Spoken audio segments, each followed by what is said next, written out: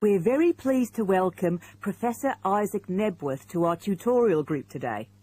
And he's come to share one of his pet passions with us, city traffic and our Western dependence on the motor car. I believe questions are quite welcome throughout. Thank you. Well, I know you're all very familiar with the superhighway here in Melbourne. But do superhighways automatically lead to super wealth, as our politicians would have us believe? I think not. Can you give us an example of what you mean exactly? Sure. Well, by continuing to encourage this dependence on the motor car, we simply create more congestion and more urban sprawl. And you can see that here in Melbourne, right under your nose. Excuse me, I would just like to say that I feel the sprawl is part of the city. The freeways mean people can enjoy the benefits of living away from the centre on larger blocks with gardens, but still be able to drive back into the city centre for work or entertainment.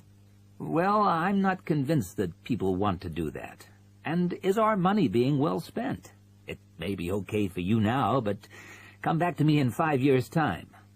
Let's take CityLink, for example, the new freeway here in Melbourne. Well, I use the freeway all the time. I think it's great. Ah, yes, but it cost $2 billion to build, and you could have gotten 10 times the value by putting the money into public transport. If you give the automobile road space, it will fill that space, and you'll soon find you'll be crawling along your CityLink. But surely you cannot simply blame the car. Some of the blame must rest with governments and city planners.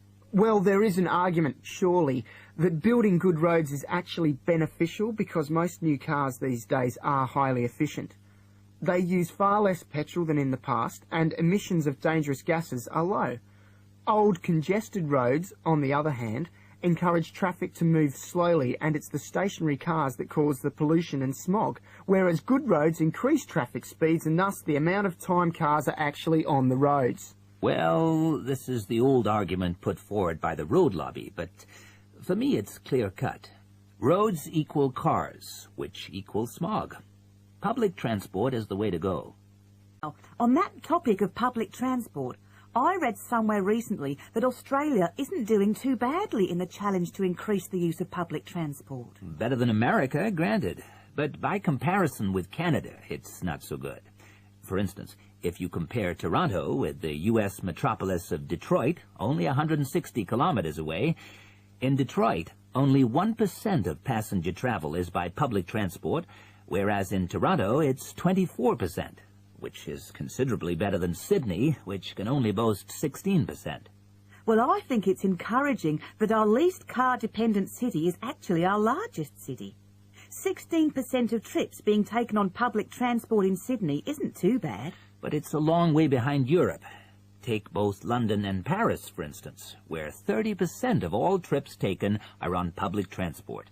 Well, they do both have an excellent underground system. And Frankfurt comes in higher still at 32%. I understand that they've been very successful in Copenhagen at ridding the city of the car. Can you tell us anything about that experiment? Yes, indeed. Copenhagen is a wonderful example of a city that has learned to live without the motor car. Back in the 1960s, they adopted a number of policies designed to draw people back into the city.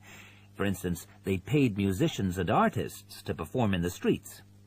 They also built cycle lanes, and now 30% of the inhabitants of Copenhagen use a bicycle to go to work.